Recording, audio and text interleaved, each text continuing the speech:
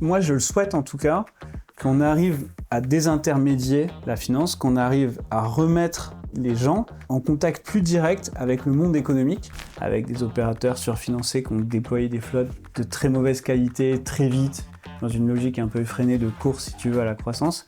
Tous les acteurs se sont effondrés. C'est des milliards, hein. Un des éléments qui nous a amené à ce modèle, c'était de comment on recrée un lien avec notre communauté et comment on change complètement la narrative. La naïveté de leur approche est le responsable de leur perte. C'est la preuve que personne ne prend le temps, c'est qu'on est en train de faire exactement les mêmes erreurs sur la AI.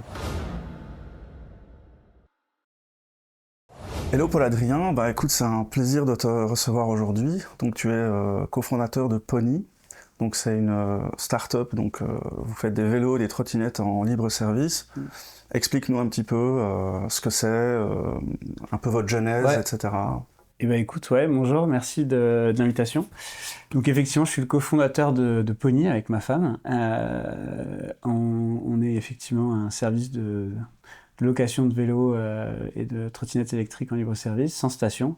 Et du coup, le principe, il est simple. Je pense que maintenant, tout le monde doit connaître quand même. Mais en gros, on travaille avec les villes pour déployer des véhicules sur le terrain, des vélos, des trottinettes. Il y a des espaces de stationnement qui sont virtualisés. Donc, en gros, on a des stations virtuelles qu'on installe un peu partout en ville. Et à partir de là, les gens peuvent, les habitants peuvent directement, depuis leur téléphone portable, avec une application, voir la position de tous les vélos disponibles, déverrouiller un vélo, du coup commencer une course, faire un trajet, et puis ensuite déposer le vélo et du coup être facturé et voilà, terminer leur location. Et du coup, il y a une particularité dans votre modèle, c'est que vous avez mis en place un système de financement participatif où en fait vous n'êtes pas propriétaire donc de 100% en tout cas Ouais. de votre flotte de véhicules. Est-ce que ça, c'est assez particulier en tout cas dans ce secteur Ouais, donc déjà peut-être un peu sur le secteur, en gros, évidemment, donc notre métier fondamental c'est de louer des vélos. Bien sûr. Donc pour louer des vélos, il faut acheter des vélos. Donc on est un business qu'on appelle capital intensive. Pour grossir, à chaque fois qu'on lance une nouvelle ville, il faut acheter des nouveaux vélos. Nos vélos, c'est des vélos électriques 2 places, c'est ce qu'on appelle des long tail, donc c'est des véhicules qui coûtent quand même assez cher, c'est quand même plusieurs milliers d'euros. Et en comparaison avec ce qu'on voit habituellement, si on devait comparer à d'autres... Ouais, le modèle qu'on a, c'est le modèle le plus luxueux du marché sur le vélo électrique en libre service. Okay. Donc, bon, voilà, c'est le plus costaud, c'est le plus... Et ce côté long tail, c'est le seul vélo 2 places disponible en partage dans le monde. Donc, c'est assez unique. Et donc, ouais, c'est un vélo qui a un certain prix. Et évidemment, si on déploie, par exemple, Tour 1200 vélos, c'est plusieurs millions d'euros d'investissement à déployer et donc effectivement à financer. Et donc là, il y a plein de façons de financer finalement de la croissance pour une boîte comme la nôtre. On peut financer du coup ces nouveaux véhicules avec nos fonds propres, c'est-à-dire l'argent qui nous appartient à nous. On peut s'endetter, voilà, auprès d'une banque par exemple. Et après, nous, on a choisi une troisième voie qu'on est un peu qu'on est 100% les seuls à faire dans le monde, qui est un modèle participatif, permettre à nos usagers, aux habitants des villes dans lesquelles on opère, de contribuer au financement de la flotte, et donc à la fois de devenir un peu de partie prenante du succès et du développement du service. Voilà. Cool. Pourquoi ce choix? Est-ce qu'il y avait depuis le début cette volonté d'intégrer, je dirais, la dimension communautaire au service? Comment ça s'est un peu déroulé le fait d'aboutir à cette... C'est comme toujours, il y a un peu des intuitions plus ou moins conscientes et puis après les choses se matérialisent un peu avec le temps. Les services comme les nôtres, on appelle ça souvent un vélo partagé. Ouais. Dans le sens où l'usage du vélo, il est partagé entre plusieurs personnes. Mais partagé, c'est aussi... ça véhicule aussi cette notion de partage, si tu veux, et de communauté. Et nous, c'est vrai que dès le début, quand on s'est lancé dans ce projet, cette intuition, elle était forte qu'on allait apporter un nouveau service de transport, un nouveau maillon dans la chaîne de transport en commun, dans les communautés dans lesquelles on va s'installer. Ça, c'était vraiment notre intuition et la façon dont on a construit le business dans notre tête et dont on s'en représentait. Mais la réalité, c'est que la perception de beaucoup de gens de notre marché, elle a été complètement différente, pour plein de raisons. On est sur un secteur qui a grossi très très vite avec des acteurs qui ont été parmi les croissances les plus incroyables et les plus folles qu'on ait jamais vues de l'histoire, et avec énormément d'excès, on peut le dire, je pense. Et du coup, une réaction qui a été un peu l'opposé de celle à laquelle on s'attendait. C'est-à-dire que là où nous, on venait en disant, dans notre tête, regardez, vous êtes là, on vient rajouter des vélos, si vous en avez pas besoin, vous en avez pas besoin. Voilà, très bien, ils sont sur les arceaux, ça vous dérange pas. Si vous en avez besoin, c'est une nouvelle forme de liberté. C'est comme si tout le monde avait un vélo à portée de main dans sa poche. Et donc, on voyait ça comme un net positif évident pour tout le monde. Les excès qu'il y a eu dans la phase initiale et dans le développement de notre industrie, avec des opérateurs surfinancés qui ont déployé des flottes de très mauvaise qualité, très vite, dans une logique un peu effrénée de course, si tu veux, à la croissance, et sans forcément avoir la maîtrise opérationnelle et industrielle suffisante pour avoir un service de qualité, ça a fait que beaucoup de gens nous ont perçu l'industrie comme une industrie prédatrice qui vient capturer l'espace public et s'approprier l'espace public pour l'exploiter et faire du profit. Et donc ça nous a beaucoup marqué. Et donc vous avez effectivement, un peu voulu prendre le pas opposé. Donc il y avait effectivement un des éléments qui nous a amené à ce modèle, c'était de comment on recrée un lien avec notre communauté et comment on change complètement la narrative.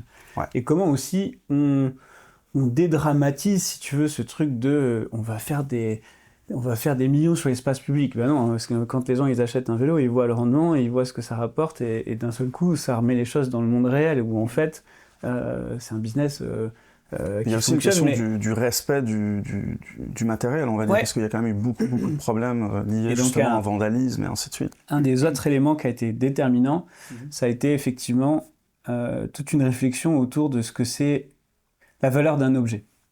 Donc en fait, la valeur d'un objet, elle n'a rien à voir avec l'objet lui-même. Tu vois, si par exemple, je prends ce livre et que je le déchire, et qu'en fait, on est dans l'accueil de la BNP et qu'il y a 1000 exemplaires du même livre, l'émotion que tu vas ressentir, elle n'est pas énorme. Il n'y a pas d'attachement. Il n'y a pas d'attachement, t'as pas d'empathie pour l'objet en réalité. Et à l'inverse, si c'est le livre que ta fille t'a offert à Noël, il y a un lien émotionnel. Il y a un lien, alors.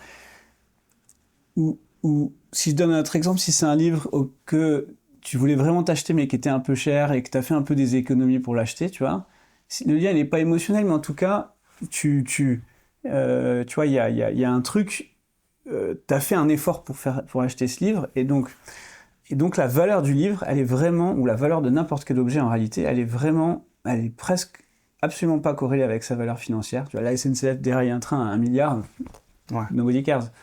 Et la valeur d'un objet, c'est l'empathie qu'on a pour l'effort qui a été fait pour en faire l'acquisition. Toi, t'as fait un effort pour acheter ce livre, et à ce moment-là, c'est ça qui lui donne de la valeur. Et donc, il y a un truc, la tragédie du bien commun, qui regroupe plein de concepts, si tu veux, où en gros, de façon générale, quand tu collectivises un truc, tu détruis sa valeur. Parce que d'un seul coup, il appartient plus à personne, plus personne n'a vraiment... On peut plus un sentiment vraiment... d'appartenance. Alors... Indépend de la propriété, parce que même s'il y a des choses qui n'appartiennent à personne, tu vois, par exemple, si tu vois des enfants qui ensemble collectivement font une cabane, elle appartient à personne, mais il y a quand même un effort qui a été fait, tu vois. Ça va plus loin que la propriété privée, mais c'est cette notion d'empathie pour l'objet et pour tout cet effort que ça représente d'avoir cet objet présent à cet endroit à ce moment-là, etc. Et donc effectivement, quand tu crées de l'infrastructure publique elle est beaucoup plus vandalisée que l'infrastructure privée. Si tu regardes les Vélib à Paris, prennent 100 000 fois plus cher que les vélos personnels qui sont garés sur les arceaux. Et donc, tu vois, les bus sont beaucoup plus tagués que les voitures. Et donc il y a une expérience par exemple qui est assez connue à Manchester où il y avait une camionnette garée qui ne se déplace pas, tu vois. Il ne déplace pas, il la laisse. Et il colle un autocollant de la Royal Mail dessus, et 2 jours après le truc est tagué, quoi. Et donc en fait c'est vraiment ce truc de le modèle participatif, ce qu'il crée aussi, c'est qu'il te permet de véhiculer que dans notre cas, chaque vélo appartient à une personne. Et donc on essayait de vraiment, dans l'application, mettre ça très en avant. Pardon, quand tu louais un vélo, de te dire, regarde, ça c'est Joey Jumper, c'est le vélo de Aïssa, il a déjà fait 3 trajets aujourd'hui, prends-en soin. Et de recréer ce lien de, c'est le vélo de quelqu'un, et cette personne, elle l'a acheté, quoi. Et ça coûte pas rien. Et donc on mettait vachement en avant le modèle de financement dans l'application pour aussi que les gens, ils ouvrent, ils voient, ils disent « Ah ouais, c'est quand même un vélo, le mec a acheté 2000 balles. » Bon, évidemment, ça conscientise un peu plus. Ça règle pas tout le problème, mais en tout cas, ça change complètement la perception du truc. T'es plus là, ah bah je suis dans telle ville, il y a Uber qui, je sais pas, ils ont fait une nouvelle levée de fonds, ils vont déployer 5000 vélos dans la ville, personne n'a rien demandé à personne. À l'inverse, j'ai un vélo devant moi, il appartient à Denis, l'épicier du coin de la rue, et d'un seul coup, ça donne du sens. Et à chaque trajet que je fais, 50% à l'époque du chiffre d'affaires qui est généré repart chez Denis l'épicier. D'accord. Et donc aussi, tu es dans un cycle court où tu es dans un truc où ça a du sens. La présence de ce véhicule dans la rue a du sens. Elle est décidée non pas par une stratégie d'une start-up, je sais pas où, elle est décidée par les habitants et les utilisateurs eux-mêmes qui du coup légitiment la présence du service sur l'espace public.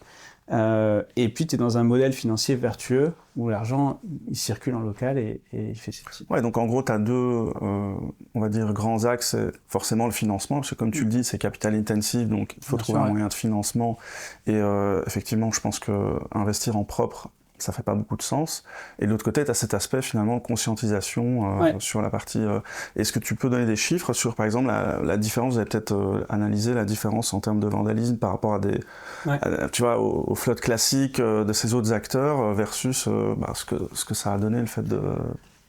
C'est très difficile parce que personne communique vraiment sur son vandalisme, mais nous, en gros, bon, tu as toujours des phases, des hauts et des bas. Mais au global, c'est une métrique qu'on suit presque pas, si tu veux. Et donc on a des mois où on retrouve plus de véhicules qu'on avait perdus, etc., que de véhicules qu'on perd. Okay. Donc on arrive à faire des mois, sur une flotte de plus de 10 000 véhicules, on est net positif sur l'évolution. Mais ça, c'est assez unique, parce que je pense qu'en comparaison avec les chiffres qu'on peut voir, alors comme tu dis, les chiffres sont pas toujours visibles, mais en tout cas, c'est vraiment un vrai Alors, c'est un vrai truc, il n'y a pas que ça. Il y a aussi les choix de villes dans lesquelles on s'installe, la façon dont on le fait, etc. Il y a plein d'éléments qui rentrent en jeu, mais ouais, c'est clair que ça fait une diff. Ok. Et du coup, en quoi ce système un peu participatif a eu un impact sur votre stratégie au global aussi? Parce que j'imagine, nous, comme tu le sais, on a aussi un système participatif donc avec Enki, on permet donc à des investisseurs d'être propriétaires du mobilier qu'on met en location. Et on a constaté finalement qu'il y avait que les gens créent aussi un lien très fort avec la boîte, avec l'ambition de la boîte, et du coup deviennent un petit peu des ambassadeurs, quoi. Je sais pas si vous, c'est quelque chose qui a joué dans... Si c'était pas l'objectif initial, l'objectif, il y avait une vraie volonté quand même encore une fois, d'apaiser et de recréer du rationnel dans la perception de notre service et de revenir sur ce que nous, on pensait être l'apport d'une nouvelle forme de liberté à une communauté. Donc ça, c'était important et on cherchait ça. Mais ça a été un soulagement de voir que ça a marché et même une surprise de voir à quel point ça allait bien au-delà de nos espérances. Effectivement, donc en gros, on a lancé le truc en 2018 et avec 200 vélos à l'origine, et bon, sans trop savoir ce que ça allait donner, parce que personne n'avait jamais fait un truc comme ça avant, et avec pas de marketing, on l'a fait vraiment auprès de nos utilisateurs dans l'application, quoi. Donc tu vois, on savait pas trop exactement ce que ça allait donner. On voyait que ce bouton Adopte un Pony, donc notre système de financement participatif s'appelle Adopte un Pony, et on voyait que, donc on avait rajouté ce bouton un peu pour voir si les gens allaient cliquer dessus, et on voyait que quasiment tous les utilisateurs ils cliquent dessus. Le nom est catchy, c'est curieux, qu'est-ce que c'est que ce truc. Donc on s'est dit, c'est peut-être juste le nom est fun et voilà, tu vois. Mais et en fait, on a été très surpris de la vitesse d'adoption. En fait, en 30 minutes, on a fait notre première vente de 200 vélos. À l'époque, on avait 2 villes, Oxford et Angers, et on a vraiment vendu sur 2 pays. Et l'idée, c'est de vendre du coup la flotte dans la ville où vous implémentez ces vélos, quoi. Ouais. Ça, il y a un vrai lien aussi de proximité, quoi. Ouais. Alors en pratique, dans l'esprit, c'est ce qu'on essaye de faire. En pratique, c'est difficile. Parce que souvent, tu lances une nouvelle ville, donc tu n'as pas encore les utilisateurs. Et donc, c'est les utilisateurs de tes anciennes villes qui financent la nouvelle. Donc, mais tu gardes quand même ce sentiment d'attachement. Donc, tu as des gens qui sont dans la ville de leur véhicule, mais d'autres pas. Ça n'empêche pas que malgré tout, ce qu'on a vu dans les 2 cas, c'est que une fois que tu es investi dans le développement du service, effectivement, tu deviens hyper impliqué. Enfin, beaucoup de gens deviennent hyper impliqués. En fait, moi, ce que j'appelle ça, c'est le truc cool à raconter au barbecue, quoi. En gros, le week-end, je suis là, je suis autour du barbecue, hop, je sors mon téléphone, une notification, Joey Jumper vient de refaire un trajet, 3 €, 1,50 €. Ouais, donc indirectement, ça facilite une certaine viralité. C'est facilite une viralité, et puis en fait, ça fait le truc que tu le partages, plus t'es fier d'avoir fait ce truc, plus tu t'es rodé, et en fait, on a des gens qui se sont devenus après hyper impliqués dans le développement, qui ont vraiment soutenu, qui du coup se prennent au jeu. Donc quand ils voient un vélo qui est mal placé, ils vont soit le déplacer eux-mêmes, soit nous le dire. Soit des petites anecdotes comme ça que tu pourrais partager. Mais il y en a plein, en fait, de toute façon, c'est tous les jours. Là, par exemple, ce matin, il y a un gars qui avait à Anglette, qui a adopté des poneys, mais il y a plusieurs années, je ne sais même pas si ces véhicules existent toujours, et qui est tombé sur un vélo dont la batterie était mal installée. Et il m'écrit sur LinkedIn, écoute, je suis tombé sur ce vélo, j'ai essayé de bien remettre la batterie, ça ne marche pas. Voici le numéro du vélo, la position et une photo. Incroyable. Et en fait, le mec, il a pris un quart d'heure sur le sujet. Ouais. Alors que... Ouais, en temps normal. Et donc, alors que moi, quand je vois un Lime, la batterie, elle est mal clipsée, je peux te dire, je suis pas en mode « Allô, Lime, qu'est-ce qui se passe ? Est-ce que je peux vous aider ?» quoi, tu vois. Et ça, c'est ce matin. Et donc, et en fait, tous les jours, plusieurs fois par jour, on a des gens, et en fait, c'est cumulatif. En fait, c'est tous ces petits trucs que tu arrives à corriger, ce retour utilisateur. Regardez, vous avez mis une zone à cet endroit-là. Moi, j'habite dans le quartier. Je pense qu'en fait, elle serait mieux 5 mètres plus loin parce que je vois que truc. Et en fait, tout ça, ça se cumule. Et c'est ce qui fait que ça compound, quoi, du coup. Et dans le temps, c'est un service qui est de plus en plus qualitatif. Ouais. Et du coup, est-ce que tu n'as pas aussi vécu un peu, j'imagine, vous avez levé pas mal de fonds, etc., parce que c'est une nécessité, je pense, pour pouvoir croître.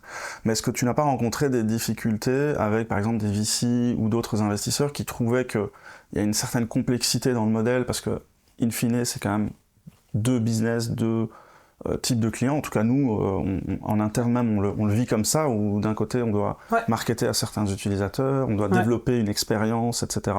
Des deux côtés, est-ce que ça a été un peu un frein ou une difficulté ?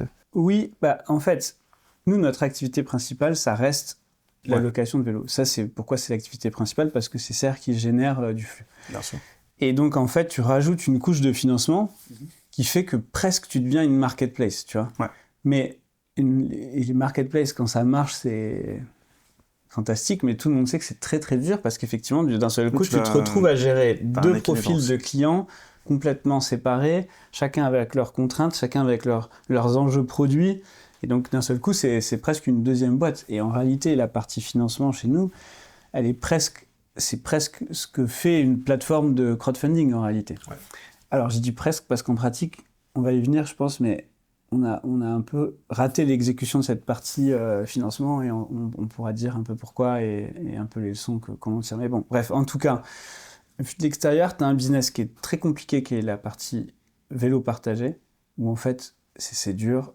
Tu dois faire du hardware, tu conçois tes véhicules, tu fais tes applications, tu as des opérations terrain lourdes, tu as des enjeux relations collectivité qui sont vraiment très compliqués à... Donc tu es sur un business qui est pas facile et tu viens rajouter une nouvelle brique en plus, supplémentaire, avec des nouveaux problèmes. Donc ça, à la fois, c'est un avantage compétitif, la création de communautés, l'impact sur la qualité de service, le vandalisme, le fait que ça t'apporte du financement non dilutif, et à la fois, c'est une contrainte.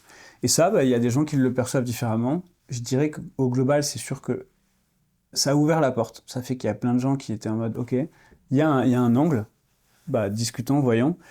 Au global, je pense que la majorité l'ont vu plutôt comme un risque supplémentaire qui compensait peut-être pas l'intérêt, mais d'autres pas. Et c'est ceux qui nous ont accompagnés finalement et qui ont investi dans Pony et qui nous ont apporté les fonds propres pour supporter le développement de toute cette R&D. Et du coup, toi, à refaire, en ayant fait tout le trajet que tu as fait, est-ce que tu referais Je referais de la même manière, à 100%. Et le seul regret que j'ai, c'est de ne pas l'avoir mieux fait.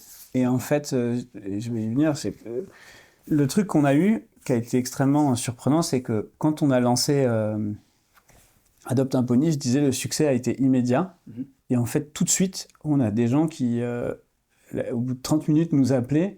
J'étais sur la liste d'attente et j'ai pas eu le temps d'acheter. Donc, frustration. Frustration. Et en fait, de 2018 à aujourd'hui, on a sur des gens sur la liste d'attente qui n'ont jamais pu acheter. Wow. Et donc en fait, parce qu'au final, et pourquoi ? Parce qu'on a une particularité dans notre business, c'est que on a gratuitement des énormes bases utilisateurs. C'est-à-dire qu'en fait, quand on déploie des véhicules dans une ville, si ton service est bien géré, tu vas avoir à peu près 10% des habitants de la ville qui vont télécharger l'app dans selon la saison à laquelle tu lances. Tu vois, en été, 4 semaines et en hiver, peut-être 6-8 semaines. Et c'est un gros avantage de visibilité immédiate sans trop de marketing. C'est plus que visibilité, c'est des utilisateurs actifs. Ouais. Des gens qui ont testé le service, qui ont téléchargé l'app, et auprès desquels tu peux communiquer. C'est pas simplement, ils connaissent l'existence. Ouais. C'est, tu peux leur envoyer une push notification, tu vois. Donc en fait, 10%, c'est énorme. C'est énorme. Tu vois, par exemple, notre marché un peu historique, Angers, on a lancé en octobre 2017. Historique, il y a plus de 180 000 personnes différentes qui ont fait un trajet à Angers. Il y a 165 000 habitants à Angers. Donc il y a plein d'étudiants, c'est une ville très étudiante, donc ça a du turnover. Mais c'est pour te dire, et tu vois, sur le second semestre 2024, tu as 43 000 personnes qui font un trajet. Il y a 40 000 abonnés au transport en commun. Tu as un habitant sur 4 qui a fait un trajet sur le second semestre 2024. Wow. Donc tu as cette grosse base d'utilisateurs et qui est assez convaincu de l'intérêt du service. Eux, ils ont payé 3 € pour faire le trajet. Donc c'est qu'ils voient bien que ça sert. C'est qu'ils ont perçu vraiment le besoin de se dire « Ah ouais, là, franchement, je viens de faire le sort du tram, il me reste encore 20 minutes. Là, vas-y, boum, je prends le vélo et je le fais en 3. Ouais. Et tu vois, ou je sors de la gare. Et au lieu de me taper 2 changements de bus, je prends un vélo et je gagne 20 minutes sur mon trajet. Et donc, en fait, tous ces gens-là, même s'ils ont utilisé le service que, tu vois, 3, 4, 5 fois, tout de suite, ils comprennent la valeur. Et en fait, tu arrives à très facilement leur dire, mais regardez, vous pouvez contribuer au développement du service. Si vous nous aidez, non seulement, en fait, vous allez faire qu'il y ait plus de véhicules, le service sera encore plus pertinent, et ce sera encore de meilleure qualité et ce sera encore plus pratique à utiliser, et en plus vous gagnez de l'argent, c'est vous qui allez gagner l'argent qui vient de développer. Et du coup, une petite question là-dessus, je sais plus combien vous avez levé, peut-être tu peux le mentionner, je parle vraiment en capital. Hein, si mais au total,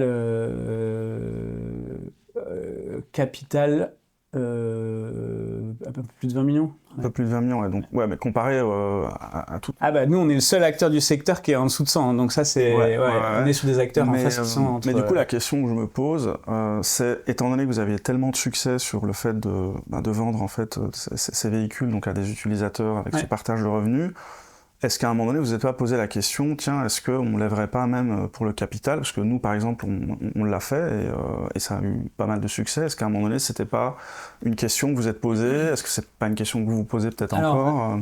Peut-être pour terminer sur le truc que je disais sur la plateforme, là où on a un peu raté, et qui va revenir sur ta question. D'accord. C'est qu'en fait, on a eu cette liste d'attente qui n'a jamais désempli.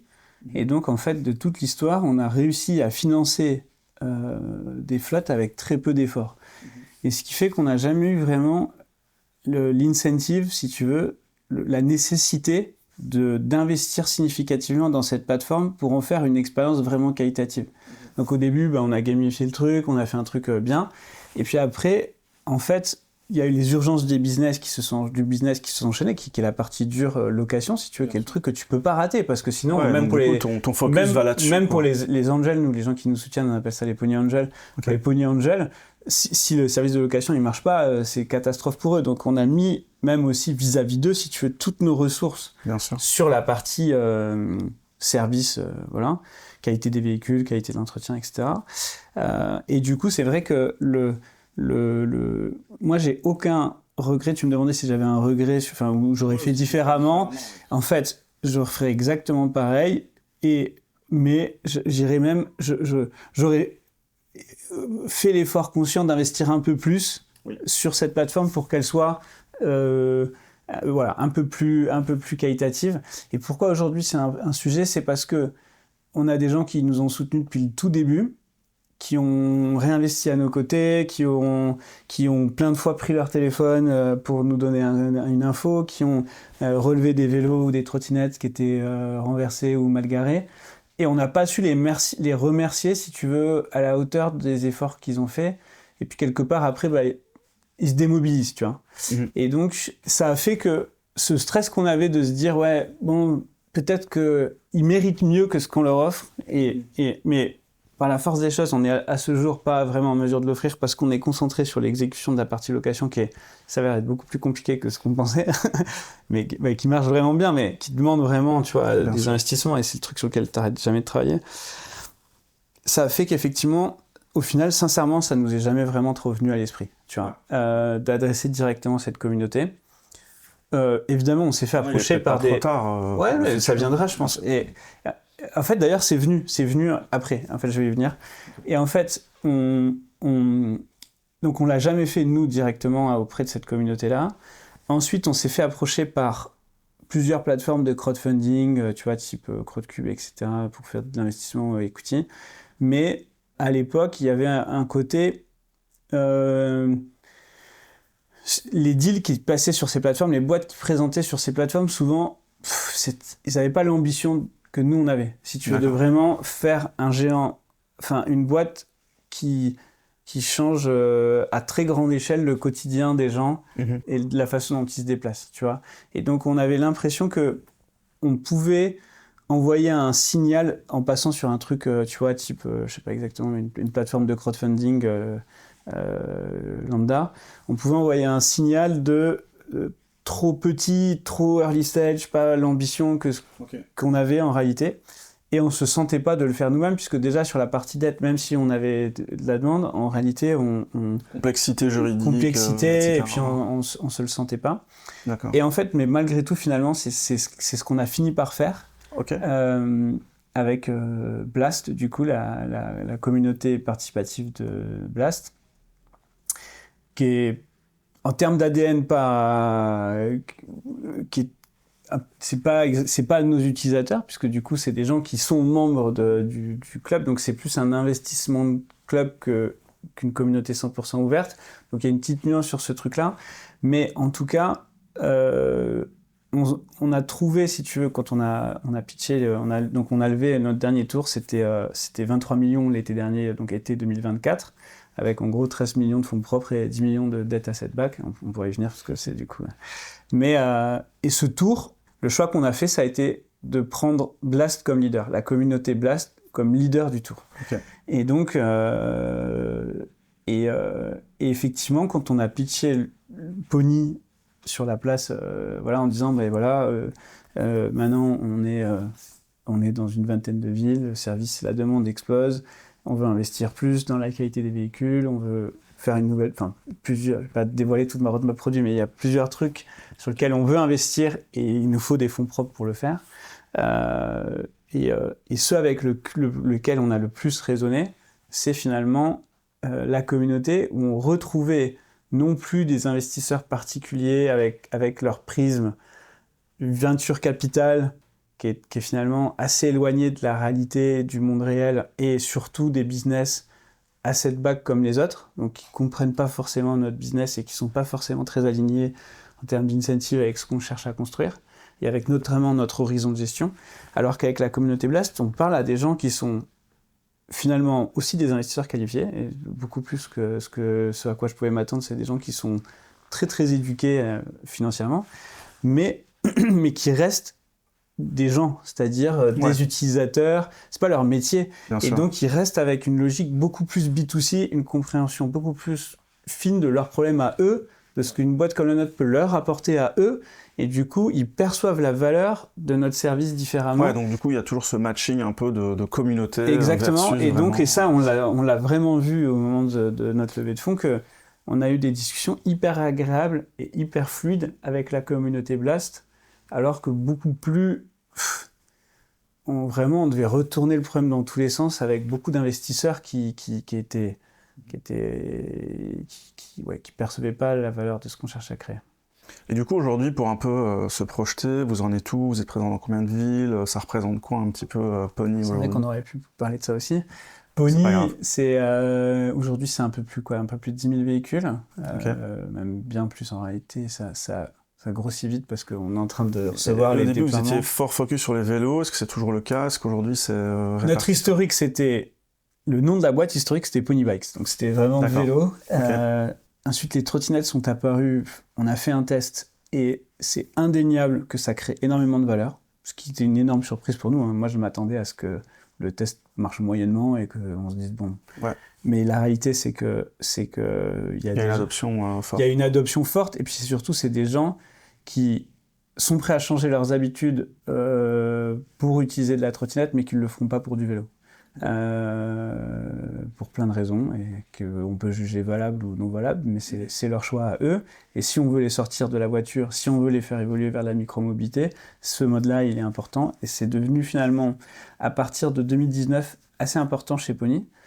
C'est devenu presque majoritaire en taille de flotte, même largement majoritaire. Et depuis, on va dire 2 ans, le vélo électrique est plus mature. C'est là qu'on a sorti notre vélo électrique 2 places, qui lui est pour le coup exceptionnel. Je vous l'invite à vraiment aller l'essayer. Et qui reprend le dessus. Et là, depuis quelques semaines, maintenant, le vélo électrique est le plus gros. Et d'ici là, l'été 2025 sera largement majoritaire. On est en train de déployer plusieurs milliers de vélos dans plusieurs villes. Okay. Voilà. Et donc, tu disais le nombre de villes. Maintenant, on doit être à peu près 12 000 véhicules sur une 21 villes. Ok, tu peux dire un peu, grosso modo, hein, les 5 plus grandes villes Ouais, notre siège historique, Angers, qui les gens ne savent pas, mais une des meilleures performances mondiales sur le libre-service, en termes de pénétration, en termes de taux d'usage, c'est exceptionnel. Et en termes d'impact, la façon dont ça s'est enraciné dans le quotidien des gens sur place, c'est dingue. Et après, nos gros marchés, Bordeaux, Tours, Nice, Poitiers, tout le Pays Basque, qui est un gros marché. Okay. Ouais. Donc majoritairement français en tout cas. Alors, historiquement, on a créé l'entreprise à Londres. Nous, on était à Londres avec ma femme et on a créé l'entreprise de là-bas. Très rapidement, on s'est rendu compte qu'on voulait se concentrer sur le marché français. Et depuis... on a laissé tomber complètement l'Angleterre et on se concentre sur les marchés francophones, donc France et Belgique. Donc on a deux grosses villes en Belgique aussi. Et, ouais. Super, et du coup, une question qu'on pourrait se poser aussi, parce que on a tous vu la ruée des très gros acteurs, etc., et ça a fait beaucoup de presse positive, négative. Ouais. Comment est-ce que, en fait, dans un écosystème comme ça, toi et ta femme, d'ailleurs, ce serait intéressant de parler un petit peu de cette dynamique entrepreneuriale en couple. Mais comment vous vous dites, ok, en fait, on va se lancer sur ce marché qui est quand même un marché colossal, avec des capitaux colossaux des États-Unis, et on le sait tous, il y a quand même un jeu capitalistique où c'est un peu celui qui arrive à lever le plus, etc. Donc, pour être clair, si le secteur avait explosé quelques mois plus tôt qu'il ne l'a fait, on n'y serait pas allé. Et en réalité, nous, on a créé Pony avant Bird et Lime. Donc c'est vraiment une question de timing aussi. C'est une question de timing. Nous, on s'est créé le concept en fait de vélo partagé sans station. Ça n'existait qu'en Chine. Donc il y avait des acteurs en Chine, Ofomobike notamment, qui commençaient à vraiment grossir. Et déjà, peut-être, je t'interromps là-dessus, qu'est-ce qui a fait que vous vous êtes dit, on va se lancer là-dessus? Est-ce qu'il y a aussi Est-ce que dans votre histoire un peu personnelle, il y a quelque chose qui a fait que vous vous êtes dit, tiens, c'est une... C'est cliché, c'est la quête d'impact, mais quête d'impact dans le sens très très large du terme. C'est-à-dire qu'en fait, ce qu'on cherchait à faire, c'était un truc qui change à grande échelle la vie des gens. Tu vois, c'est-à-dire, c'est ça le projet qui nous animait, c'était de faire un truc qui a le potentiel, en tout cas. Après, on va le réaliser, on le réalisera pas, je sais pas. Mais en tout cas, qui a le potentiel de changer vraiment profondément le quotidien des gens à grande échelle. En fait, avant ça, on avait créé avec ma femme et mon meilleur pote une marque de boisson à Londres, qui s'est vendue d'ailleurs un peu en France, qui s'appelait Sibérie, c'était de la sève de bouleau. Donc sève de bouleau, récoltée sauvage dans des forêts à la main, en Estonie, en Lituanie, 3 semaines par an, et qu'on packageait et qu'on vendait en centaines de milliers de litres, principalement en Angleterre, mais en fait un peu partout en Europe. Donc, par exemple, ça avait été à une époque, il y avait le concept store Colette pour les plus vieux d'entre nous qui nous écoutent. Et il y avait, en dessous de Colette, il y avait le water bar. Donc il y avait tout un truc water bar pendant une période, bref. Et donc c'est le genre de truc qu'on a fait. Okay. Et quand on faisait Sibérie, tu prends le BP, tu prends ton business plan, tu prends tes hypothèses, tu multiplies par 3, donc un truc que tu n'as aucune chance de faire, tu tires sur 10 ans, et en fait, ça fait rien. Tu vois ce que je veux dire? En vrai, c'est un lifestyle business. Tu vas vivre... Tu dis l'impact n'est pas suffisant. Tu vas vivre confortablement de ce truc-là, tu vois. Oui. Mais à la fin, tu le fais pas pour l'argent. Clara, avant, on faisait du conseil en stratégie. Moi, je travaillais en finance de marché, j'étais chercheur en salle de marché sur les dérivés de taux, donc j'étais ce qu'on appelle quant. On gagnait suffisamment bien notre vie pour pas avoir à se prendre la tête à créer une entreprise. Donc, ce qui nous mobilisait, ce qui nous a poussé à faire ça, c'était vraiment l'envie de faire un truc où tu te dis ah ça c'est cool, tu vois. Et c'est simplement ça. Hein. C'est un calling, c'est un calling à créer, à build, tu vois. C'est presque un truc comme un artiste, tu vois, et de se dire de toute façon moi je veux faire un truc qui change, tu vois, et comme un artiste qui fait un nouveau truc en peinture et il a besoin de faire ça, quoi. Moi honnêtement j'ai l'impression que on en parle beaucoup de mission, de valeur, etc. dans le milieu des startups. Maintenant dans la réalité j'ai l'impression que c'est quand même peu vrai. Il y a peu de gens qui sont réellement je dirais pas par peu ça. Quand même. Non, je dirais pas peu. Je trouve que la communauté Impact, ça évolue quand même. Franchement, il y a plein de gens. Moi, au contraire, je suis bluffé. Je trouve qu'il y a plein de gens qui.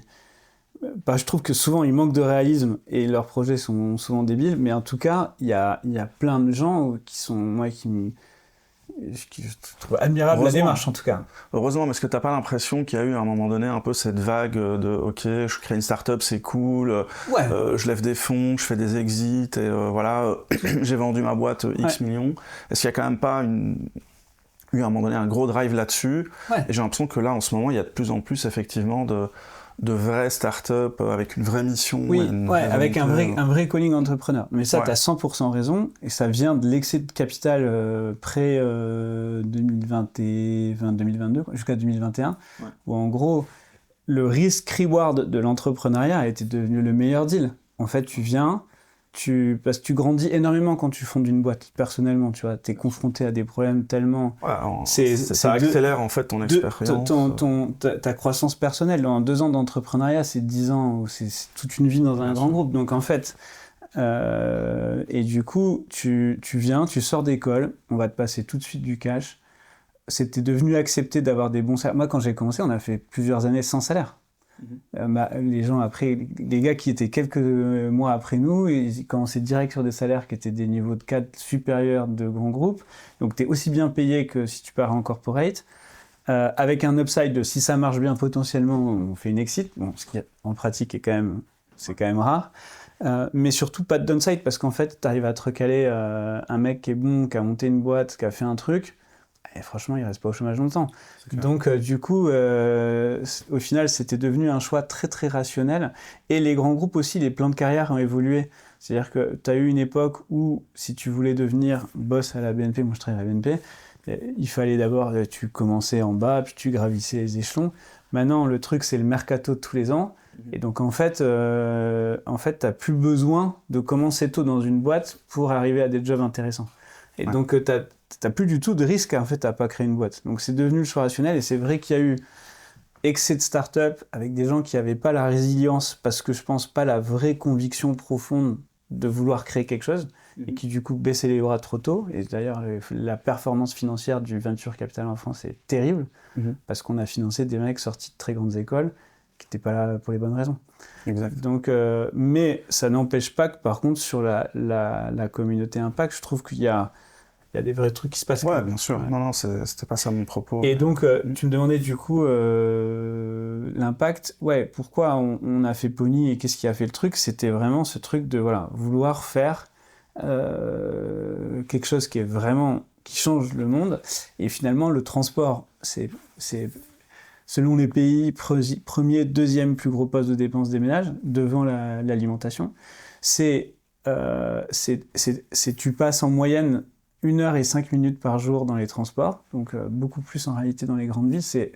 Tu passes un temps fou, tu perds un temps infini dans les transports. Et tu vois, et en fait, c'est tellement énorme le poids du transport que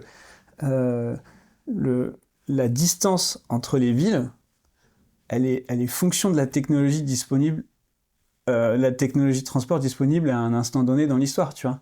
Et donc en vrai, tu vois, c'est tellement dingue que la façon entière dont on vit, elle est organisée autour du transport, tu vois. Les suburbs aux États-Unis, c'est la conséquence de l'automobile, tu vois. Donc c'est vraiment ultra impactant. Et c'est la plus grosse source d'émissions CO2. C'est la source de pollution de l'air principale. Est-ce que vous êtes vraiment parti sur ce raisonnement en disant ok, on va avoir le plus d'impact, c'est quoi les secteurs qui sont... C'est juste en gros, on voulait faire un truc, on avait plein d'idées de plein de trucs qui nous... Moi j'ai toujours bidouillé des trucs le soir, le week-end, des machins, et c'est juste ce truc-là, tu te dis, putain, si on arrive à faire ça, on peut avoir des millions de mecs qui tous les jours font du vélo, et qui avant le faisaient pas, tu vois. Totalement. Et ça va pas plus loin que ça, hein. Je te dis pas que j'étais tout de suite avec les particules fines, évidemment, tu vois, enfin, zéro. Mais en tout cas, t'avais ce truc de, ouais, ça peut changer, ça change le monde, tu vois. Et donc ouais, ça a été un élément, ça a été le driver qui fait qu'on s'est lancé là-dessus. Ouais. Super, génial. Et du coup, travailler en couple, parce que ça c'est vrai, souvent on dit tiens, faut pas travailler avec ses amis, sa famille, c'est pas toujours évident, il y a parfois des a priori comme ça.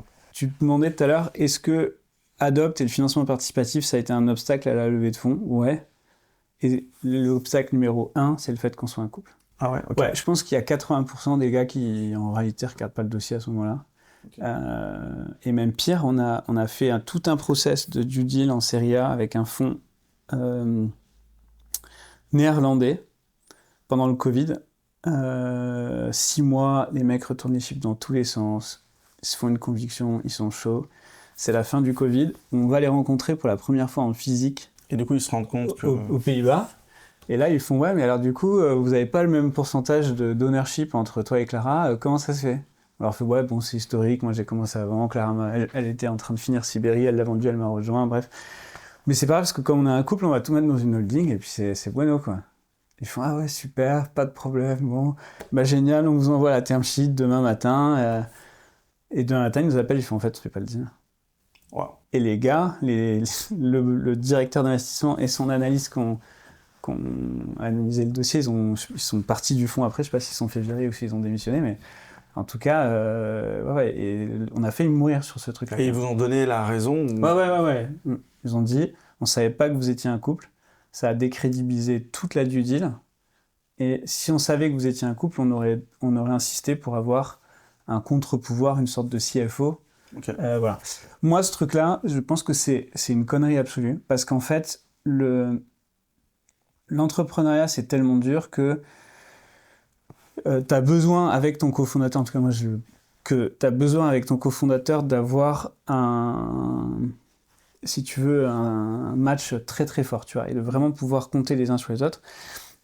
Je pense j'ai pas vu de stats crédibles qui montrent que les couples échouent plus que les pas couples. Mmh. Et je pense que les boîtes fail majoritairement à cause des cofondateurs. Ouais, je crois que c'est 40 ou ça. Les statistiques sont énormes. La raison numéro 1, donc en fait, c'est pas ça qui tue en soi. Parce que c'est les discords qui créent quand même qui fait que la boîte défocus. Qui fait que la boîte elle avance pas comme elle aurait dû. C'est parce qu'en fait les fondateurs ils sont pas alignés en termes de vision, ils sont pas alignés en termes d'ambition, ils ont pas la même énergie, les mêmes façons de travailler et ils se connaissent pas. Et nous Clara, on est un couple depuis, on s'est rencontrés à la première soirée d'école. Donc tu vois, ça fait un petit moment. Et en fait on se connaît inside out et donc après tu peux croire qu'on n'a pas la maturité nécessaire pour se rendre compte que c'est pas une bonne idée, mais auquel cas c'est clairement pas que tu investisses, c'est que tu nous prends pour des idiots. Si nous on vient et qu'on crée cette boîte ensemble, c'est qu'on pense que c'est une bonne idée. Et la preuve en est, quoi, tu vois. Et en vrai, ça nous permet d'avoir une intensité, un niveau, une intensité au travail, c'est-à-dire un nombre d'heures qu'on arrive à passer sur le truc. Une intensité, une densité dans l'échange d'informations, c'est-à-dire que d'un regard, en un mot, on se comprend, on sait, même sans se parler, on sait. Et d'être constamment aligné, d'avoir aucun enjeu d'ego, de politique interne, de machin. Et au final, on n'aurait jamais réussi Pony si on n'était pas un couple. Non, mais moi je suis entièrement d'accord avec toi. C'est comme tu dis, je pense qu'on dit souvent que même au niveau des fondateurs, pour éviter la discorde, au plus les gens se connaissent depuis un certain temps, au moins en fait ça évite. Et donc finalement, la personne que tu connais le mieux dans ta vie, en fait, c'est ton partenaire de vie. Et après, parfois, tu as des personnalités qui matchent moins. Je veux dire, moi aussi, ma compagne, c'est une histoire un peu proche de la tienne, mais elle travaille aussi dans la boîte. Ouais. Et donc, voilà, je te rejoins à 100% là-dessus. Mais par contre, il y a des gens... Ça veut pas dire que c'est une bonne idée pour tout le monde. C'est-à-dire que nous, on a la maturité, on sait que c'est un bon fit pour nous. Oui, votre manière de fonctionner ensemble aussi fait que c'est une force. En tant que couple, ça marche, mais autour de moi, il y a très peu de gens pour qui je pense que ce serait une bonne idée. C'est-à-dire que ça veut pas dire qu'ils s'aiment moins avec leur femme ou qu'ils se respectent moins ou que truc, mais en tout cas, au quotidien, leur façon de fonctionner serait pas compatible avec le fait que Clara et moi, on est assis sur la même table toute la journée dans la même pièce. Il n'y a que nous dans une pièce. Il y a Clara, il y a moi, il y a 2 écrans d'ordinateur et on est tout le temps l'un en face de l'autre.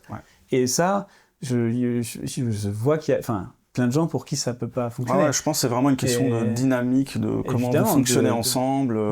Mais pas plus, ni plus ni moins que n'importe quel groupe de fondateurs, si tu veux, tu vois. Et donc bon, moi, nous, ça a été une force. C'est sûr qu'il y a des préconceptions sur le sujet qui, je pense, n'ont absolument aucun sens. La question, c'est juste, est-ce que tu fais confiance aux founders, tu vois, le fait qu'ils soient un couple, pas un couple. Voilà.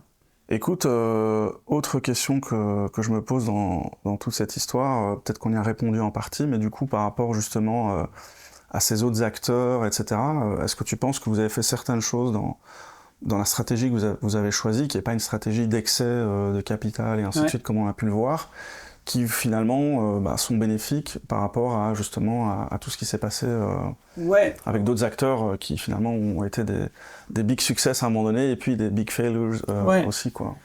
Il y a plein de façons de mesurer le succès et de se dire qu'est-ce qui est un succès, qu'est-ce qui est un échec. Nous, on est vraiment, notre stratégie, elle a été orthogonale dès le début à celle du secteur. Notre secteur, il est capital intensive, donc il te faut de l'argent pour grossir. Quand t'as pas de track record, on me disait au tout début, t'avais 2 façons de financer traditionnellement, c'est ton equity et ta dette. Nous, et puis il y a la partie financement par crowdfunding, quoi, que nous on a créé, mais c'était pas standard, clairement, tu vois. La partie dette, en réalité, tu n'y as pas accès quand tu n'as pas de track record. Donc, de toute façon, tu peux avoir un peu du levier bancaire, mais le levier bancaire, c'est qu'un multiple de ton equity. Donc, au final, on peut considérer, c'est pas du tout du quasi-fonds propre, mais c'est un levier. Globalement, ça veut dire que ta vraie poche de financement, c'est l'equity. Et donc, en fait, ça veut dire quoi ? Ça veut dire que nos concurrents, tout le monde est parti de ce constat. En gros, du coup, il faut beaucoup de capital si tu veux grossir vite. Et il y a cette intuition dans le monde de l'innovation du first mover advantage. C'est que systématiquement, il y a un avantage à être le premier. Qui, en réalité, est pas vrai dans notre secteur. Mais en tout cas, c'est une croyance que très peu de gens sont capables de remettre en question et de changer. Ça fait partie des règles d'or du monde du venture capital. Il y a first mover advantage. Et donc, first mover advantage, tu te dis, OK, j'ai un truc qui est capital intensive, je peux pas le financer avec de la dette. Ça veut dire que tous les acteurs qui vont vouloir réussir et être les premiers, ils vont devoir lever beaucoup de capital. Et ça t'amène à une conclusion que du coup, le capital en lui-même devient une barrière à l'entrée. L'accès au capital devient lui-même une barrière à l'entrée. Et en réalité, du coup, tu te dis, si je veux faire un acteur mondial, c'est des milliards d'investissements. Et il y a très peu de fonds qui sont capables de déployer autant de capital. Il y a quelques fonds asiatiques et le reste, c'est des fonds américains. Il n'y a aucun fonds européen quasi qui peuvent être à cette échelle, vraiment. Enfin, une poignée, quoi. Peut-être un en France, Euraseo, mais c'est le seul, tu vois, on va dire. Et d'ailleurs, qui s'est positionné très tôt sur ce secteur, exactement avec cette stratégie, avec un acteur allemand. Et donc, ça fait qu'en réalité, tu as eu une course, si tu veux. Donc, la stratégie de l'industrie, ça a été une course vers le capital, en se disant, le capital va être la barrière à l'entrée, capital as the moat. Bird est devenu, par exemple, la unicorn la plus rapide de l'histoire. Et dans la thèse d'investissement de David Sachs, du coup d'ailleurs, qui avait fait un article Medium à l'époque, dans ces 3 points qui justifient que la unicorn la plus rapide de l'histoire est un business capex intensive qui a 450 trottinettes à Santa Monica, ce qui est juste... ce qui est un peu l'opposé du... Ce qui n'a aucun sens. Et ben il dit, parce que capital is the moat, maintenant que nous on a mis autant d'argent, plus personne ne va financer la compétition. Et on lock le marché, tu vois. Ça c'était la stratégie. Et en se disant, parce que... Et en ne se posant même pas la question, est-ce que ça a un intérêt... En fait, est-ce que ce truc-là empêche vraiment d'autres acteurs d'émerger et est-ce que vraiment des acteurs qui émergeront plus tard pourront pas challenger facilement Bird à Santa Monica? Et en réalité, c'est là où nous, quand on a vu le marché exploser comme ça, on a très bien compris la stratégie. De toute façon, elle a été écrite dans l'article Medium. Donc, tu peux, même si tu n'as pas eu l'intuition tout seul et tu es capable d'analyser tout ça, les dynamiques de marché, on te les explique assez rapidement. On s'est posé la question, est-ce qu'il faut qu'on arrête? Est-ce qu'il faut qu'on rende l'argent à nos actionnaires, tu vois? Et parce que je te le disais, on était créé quelques mois avant Bird. Mais la réalité, c'est que en réalité, il n'y a pas de first mover advantage et il y a très peu de synergie opérationnelle. Il n'y a aucune synergie opérationnelle d'une ville à l'autre. Ton atelier de maintenance de Dijon, il ne te sert pas à Paris, et inversement, si tu veux. Tu n'as quasiment aucune économie d'échelle sur le véhicule. Si tu veux, les véhicules, si tu les achètes, nous, on les achète le même prix. Enfin, en gros, le batch unitaire, au-delà de 500, il n'y a quasiment pas de discount, si tu veux. Tu vois. Ouais. Il y a un peu, mais c'est pas substantiel, ça n'a pas un impact significatif sur la bottom line de ton P&L. Donc, très bien, c'est un peu moins cher, mais de toute façon, c'est pas ça qui compte. Ce qui compte, c'est tes OPEX, et tes OPEX, elles sont locales.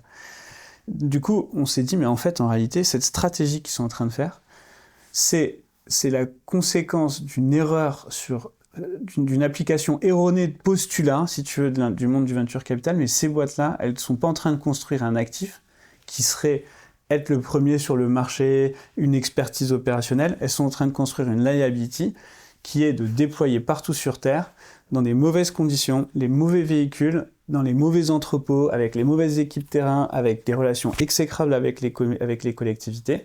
Et ce château de cartes, il va s'effondrer. Et tous les acteurs se sont effondrés. Là, il m'a fait défaut pendant le Covid. Bird s'est crashé juste derrière. Dot et Tiers ont été obligés de fusionner en ripant complètement tous les actionnaires historiques. Donc les gens qui ont investi dans Dot ou Tiers ont tout perdu. C'est des milliards. Et Voy, c'est le seul qui a, je pense, réussi à tenir un peu le choc. Et nous, Pony, on a pris la stratégie inverse de se dire, en fait, on va jouer, nous, le long terme. On va jouer de se dire, laissons ça de côté et concentrons-nous sur vraiment le fondamental du service de location. Tu vois ce que je disais tout à l'heure entre la partie financement et la partie location. Finalement, eux se sont optimisés, ils ont optimisé leur business pour le financement. Nous, on a optimisé pour la renta. Dès day one, on a optimisé pour la renta et l'efficacité opérationnelle et la qualité de service. Et ça nous a permis effectivement d'offrir un meilleur service, d'avoir de la continuité, d'avoir des équipes qui sont beaucoup plus engagées dans la durée, avec beaucoup moins de turnover, etc. Si tu veux, nous, nos responsables affaires publiques, c'est les mêmes depuis 2017. Alors que, si tu veux, les équipes en face, les mecs, ça n'arrête pas de changer, tu vois. Et ça nous permet aujourd'hui d'avoir... Je t'interromps, excuse-moi. Ouais. Tu penses que c'est une question vraiment de vision stratégique et limite de culture de comment tu entreprends, ou est-ce que c'est une question de... une telle vitesse d'exécution, en fait, tu te précipites au lieu de vraiment bâtir... Moi, je pense que c'est un truc de culture, c'est vraiment... Le venture, c'est presque comme du sport de haut niveau, c'est-à-dire qu'en fait, t'as des grands clubs, c'est les grands VC, t'as des grands joueurs, c'est les grands repeat entrepreneurs. Tous nos concurrents, c'est des grands joueurs.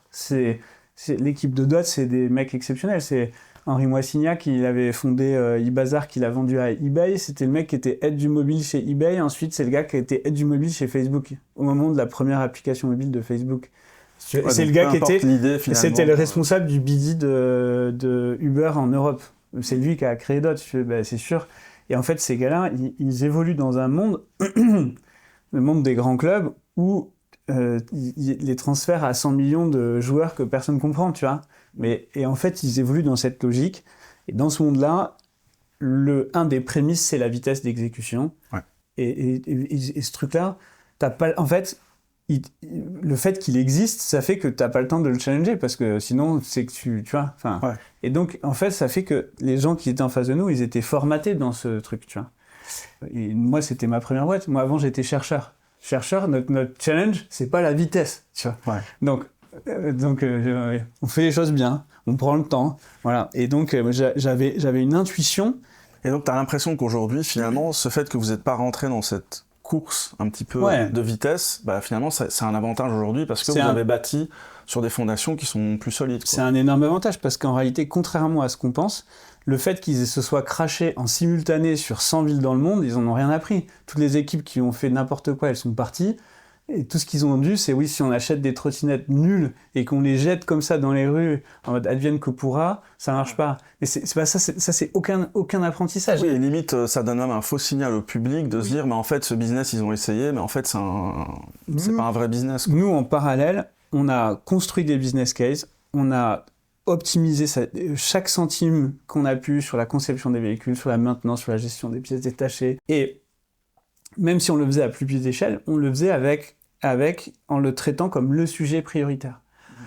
Sans être pollué par des enjeux de croissance de « Ok les gars, Milan vient de nous répondre, il faut qu'on lance 5000 trucs demain, tu vois. » Et oui, mais ça t'apprends rien en faisant ça.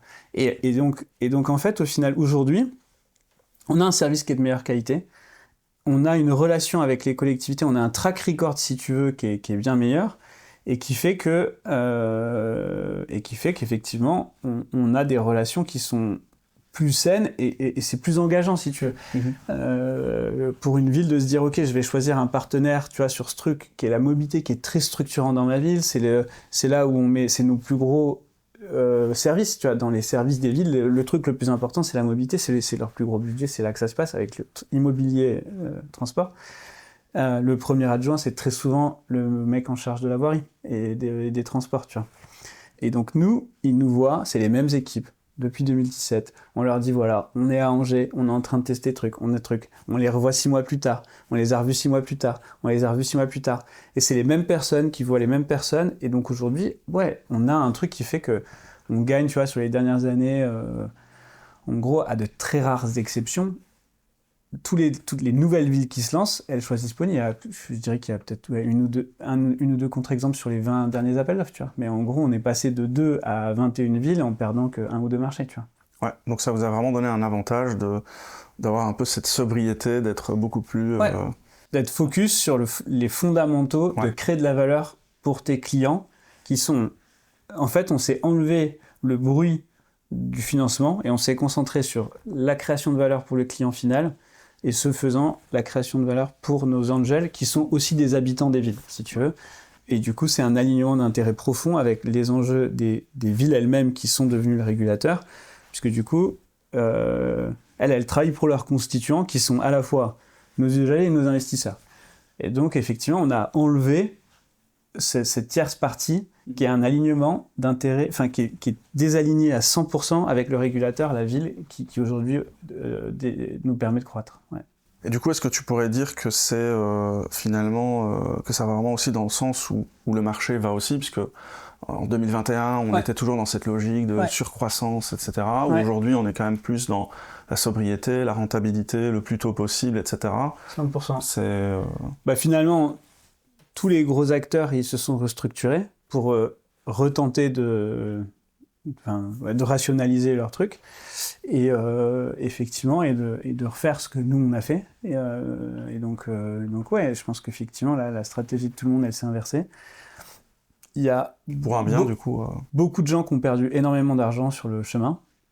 Mais bon, finalement, maintenant, l'industrie... Il y a une leçon collective, on va dire. Et la réalité, c'est, je pense, cette leçon, personne ne va la tirer. Ouais, parce qu'il y a des vagues. Parce qu'en fait, c'est pas impossible. Les investisseurs, ils se disent, de toute façon, c'est le jeu, je perds dans un fonds, il y a toujours des boîtes qui marchent pas, sans se rendre compte qu'en fait, c'est la naïveté de leur approche et le responsable de leur perte. C'est pas un problème d'exécution. Tu vois, tu peux investir dans une boîte et en fait c'était pas une bonne idée, ou en fait le marché était pas vraiment prêt. Bon, mais là c'est juste que c'était débile dès le début et personne va prendre le temps de le faire. Et la preuve que personne prend le temps, c'est que on est en train de faire exactement les mêmes erreurs sur la AI.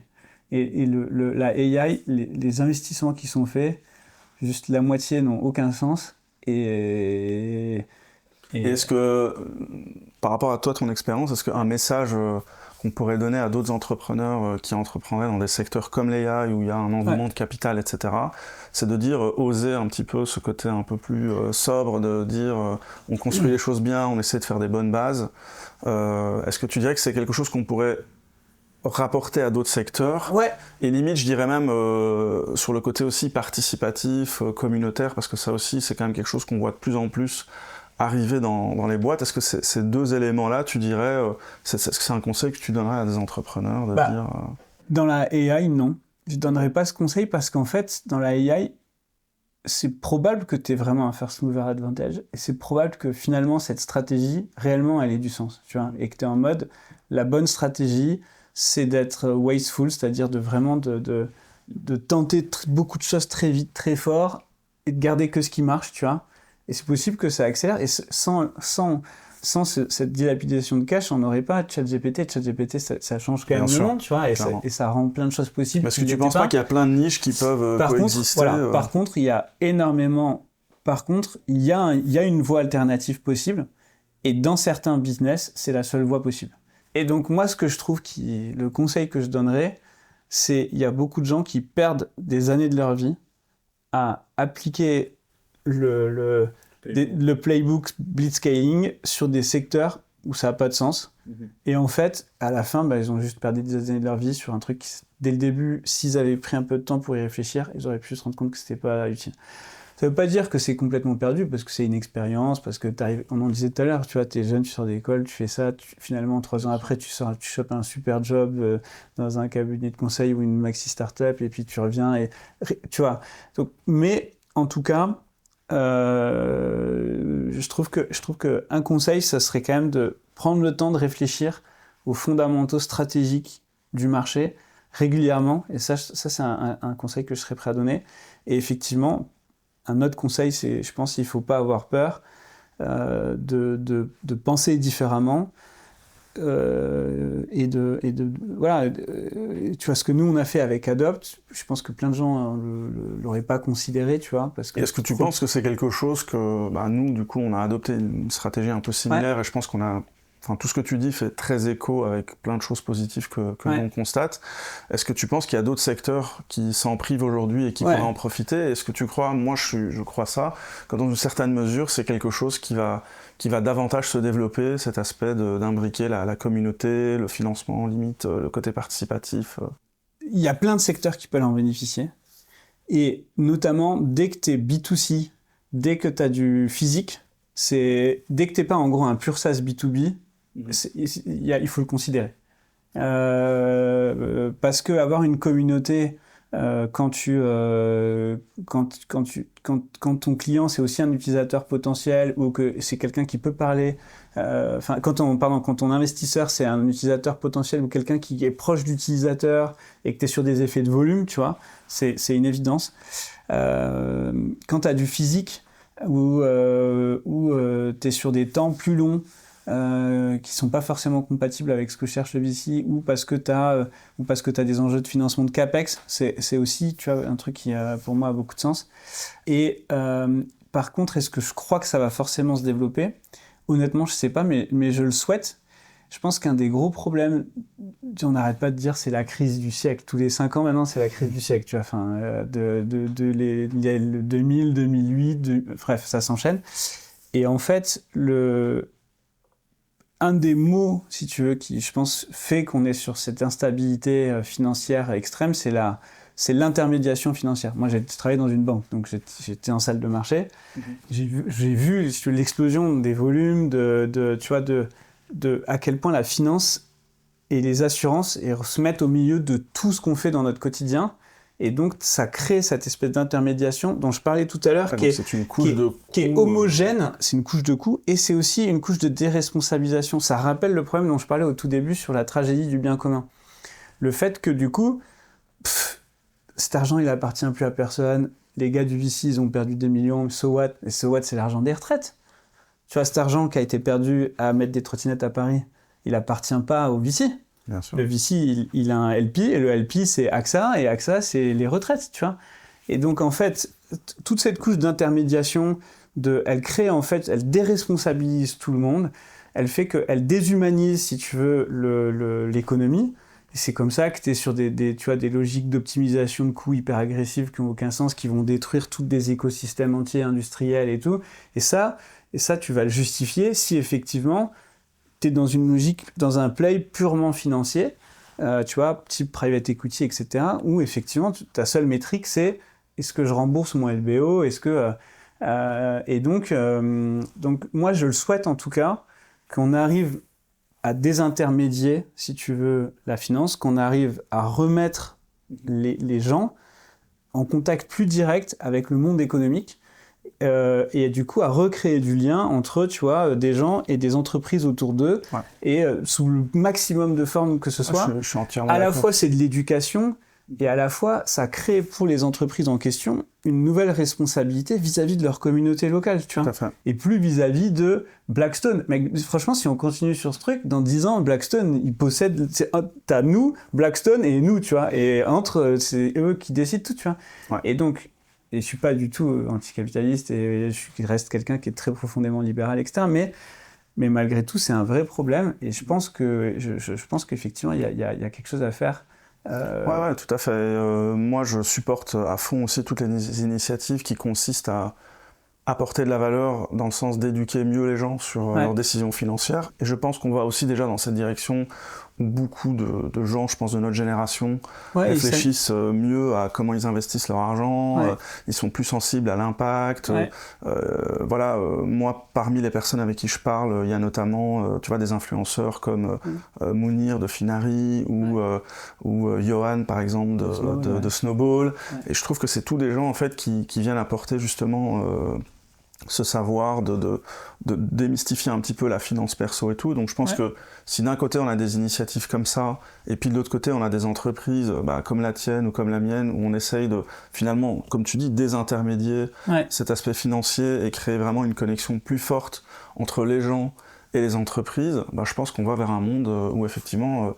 plus sain, plus de responsabilité. Moi, c'est du sens. C'est ce que je pense, on retrouve du sens. Et ce qu'on va nous opposer, c'est que l'intermédiation, elle permet de diversifier le risque, et donc tu améliores ton Sharpe ratio. Pour le même rendement, tu as moins de risques. Donc c'est ça la logique fondamentale de l'intermédiation. Le problème, c'est qu'en faisant ça, on détruit du sens. Et tu vois, et je pense que c'est... Et maintenant, on vit dans un monde qui est compliqué à comprendre, quoi. Donc écoute, je sais pas si ça va vraiment se passer, et je trouve qu'en tout cas, il y a une dynamique. Et tu vois, et nous, l'engouement qu'il y a autour d'Adopt, je trouve qu'il est dingue. Blast, quoi qu'on en dise, tu vois, sur les 2 dernières années, c'est 170 millions d'euros d'investis. Les mecs, il y a Calvici en France, ça fait 170 millions sur les 2 dernières années. Tu vois, et donc au final, ça c'est ouf. Ça veut dire qu'il y a une communauté maintenant, c'est devenu un des plus gros investisseurs en France, peut-être le plus gros investisseur en France. Maintenant, c'est une communauté de particuliers, tu vois. Totalement. Donc ça, et pour l'instant, je sais pas pourquoi personne ne veut le digérer et les gens passent leur temps à essayer de dire pourquoi c'est pas bien, mais la réalité c'est que moi je trouve que c'est super, tu vois. Totalement. Et ça finance aussi d'autres projets d'ailleurs que tu vois le VC traditionnel ça savait pas bien financer, avec des horizons de gestion plus longs, avec des niveaux de risque, tu vois, avec des ambitions de rendement qui sont moindres, mais avec un impact, tu vois, qui est plus important, tu vois que. Donc moi je trouve que tout ça ça va dans la bonne direction, mais il faut continuer et il faut rien lâcher. Et puis mais t'as des forces contraires, à bouger sur des retraites par capitalisation. On va essayer de vraiment développer des grosses structures et en leur disant c'est vous qui êtes responsable de rediffuser cet argent dans l'économie. Et là, on va sur ce monde ultra intermédiaire, ultra impersonnel, ultra financier, et qui du coup leverage, et du coup est instable. Tu vois. Voilà, je pense que c'est ça le truc. Super. Bon écoute, je pense qu'on a couvert pas mal de choses. En tout cas, merci beaucoup pour tout ce que tu as partagé et toute la transparence. Et je pense qu'effectivement, ensemble, essayons en tout cas de contribuer à un monde où il y a plus de synergie et moins d'intermédiation et plus de sens aussi dans l'entrepreneuriat. Je pense que c'est hyper important. C'est des choses que tu as mentionnées. En tout cas, très heureux d'avoir pu avoir cet échange et merci beaucoup du coup pour ton temps et ton partage. Bah, écoute, c'était un plaisir. J'étais ravi d'avoir la discussion. C'est pas souvent, enfin j'ai fait très peu de podcasts et je pense que c'est celui où on a été le plus loin dans le fond. Donc j'ai passé un super moment en tout cas. Merci beaucoup pour l'invitation. Avec grand plaisir. Ouais. À une prochaine, j'espère. Avec grand plaisir. Merci. Merci beaucoup.